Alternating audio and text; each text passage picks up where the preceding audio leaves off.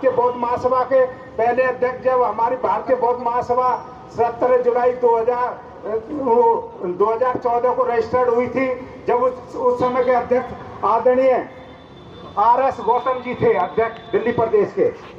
और उसके बाद में आदरणीय महेश चंद्र गौतम जी अध्यक्ष बने, मैं उनका महासचिव था।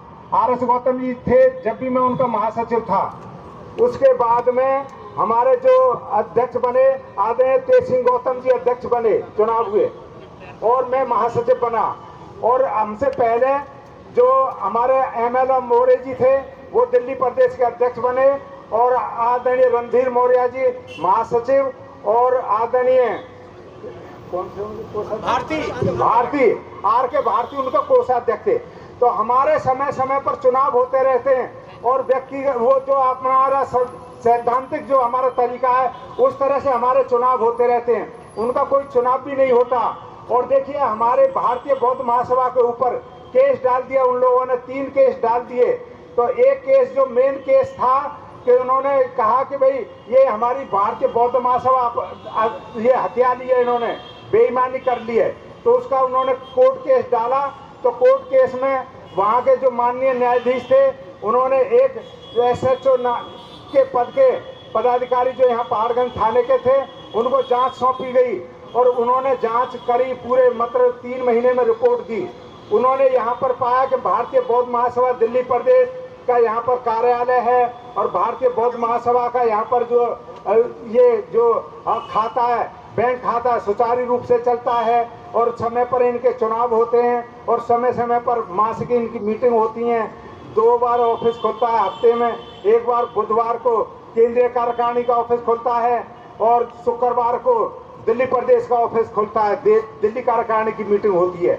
तो उस वहाँ के जो इंस्पेक्टर थे उन्होंने ये रिपोर्ट दी कि भारतीय बौद्ध महासभा यहाँ पर बदस्तूर है, भारतीय बौद्ध महासभा काबिज है।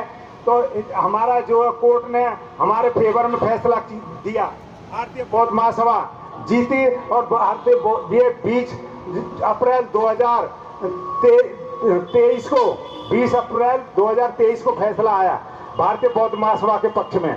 और देखिए उन लोगों ने ऐसा काम किया, घृणित काम किया, जो भारतीय बौद्ध महासभा के जो कोषाध्यक्ष थे हमारे आदरणीय बौद्धाचार्य भीम सिंह बौद्ध जी, उनका 7 जनवरी 2023 को निधन हो गया।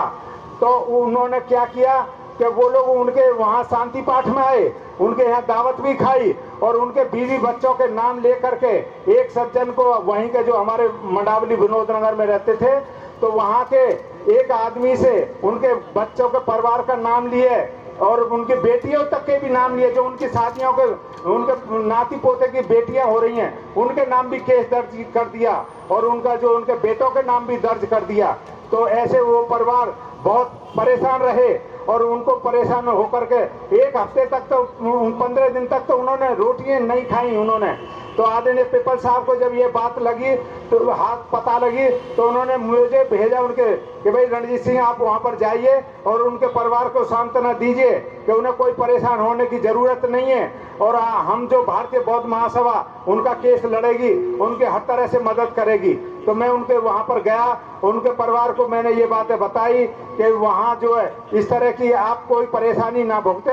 भारतीय बौद्ध महासभा वो पदाधिकारी भीम सिंह बौद्ध जी थे, उनका परिवार पदाधिकारी नहीं है।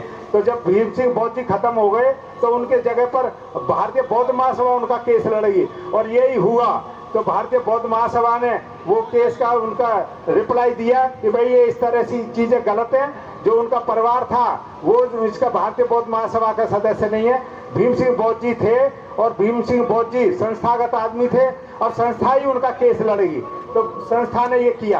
अब दूसरा केस और उन्होंने जो डाल रखा है उसमें फिर ये बात उठाई है कि हमारे बीच में आदरणीय CM पिपल जी नहीं रहे हैं। CM पिपल जी 30 मार्च 2024 को उनका जो परिनिर्वाण हुआ था, तो अब उनके परिवार के नाम भी पूछे गए हैं। हमारे महासचिव अभी तारीख थी पीछे 8 तारीख, ये 8 अक्टूबर ही 2 दिन पहले, तो उसमें पूछा गया है तो उनके परिवार के आज CM पिपल जी के पत्नी का नाम, उनकी बेटियों के नाम, उनके जो बेटों के नाम अब आप बताइए कि यदि इस तरह की परेशानी खड़े करने वाले लोग समाज में रहेंगे तो हमारे जो समाज के बुद्धिजीवी लोग हैं, जो कार्यकर्ता हैं, वो समाज का काम करेंगे, सभा का काम करेंगे या केसों में लड़ते रहेंगे?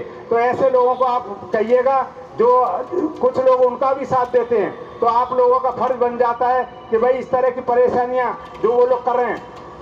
और दूसरी बात, उन्होंने एक बार ये भी प्रस्ताव रखा है कि भाई ये समझौता कर लें। तो समझौते की जब बात आई तो हमने कहा कि भाई ठीक है, दोनों संस्था अपना रिजाइन करिए, अपना केस वापस लीजिए। फैसला तो तभी होगा जब अपने केस वापस ले लें, और जब समाज जिसको चाहेगा उसको पदाधिकारी बना देगा, जिसको अध्यक्ष चाहेगा अध्यक्ष बनाएगा। क्योंकि समाज को सब चीज का पता है कि ये आदमी जो है काम करने वाला है, ये आदमी त्यागी है, ये दान देने वाला है, ये आदमी जो संस्था को चला सकता है, इसके अंदर गर्थ हैं। तो इस तरह की बात को वो कभी नहीं मानते, कहते हैं कि अध्यक्ष तो मैं ही रहूंगा। भाई देखिए, 12 से लेकर के और 12 साल तो उनको हो गए अभी तक अध्यक्ष जो है। क्या मतलब ये जागीर है, बापादाई, वो बापौती है कि जो परिवार की जो संपत्ति जो मैं आजीवन रहूंगा या मेरी संपत्ति का मेरी संतान ही अधिकारी बनेगी? तो मैं ये बात आपके संज्ञान में लाना जरूरी था कि जब आपके पास वो कोई बात आए उनकी कि भाई तुम बताइए तुम्हारा कहाँ तो अम्बेडकर भवन पर ऑफिस है, जो तुम अम्बेडकर भवन का पता लिखते हो, और कहाँ तुम बैठते हो अम्बेडकर भवन पे? तो ऐसे लोगों को बरगलाया जाता है, ऐसे लोगों से आप सावधान रहें। तो ये चीज मैं आपके सामने पर लाना चाहता। सभी को जय भीम, जय भारत।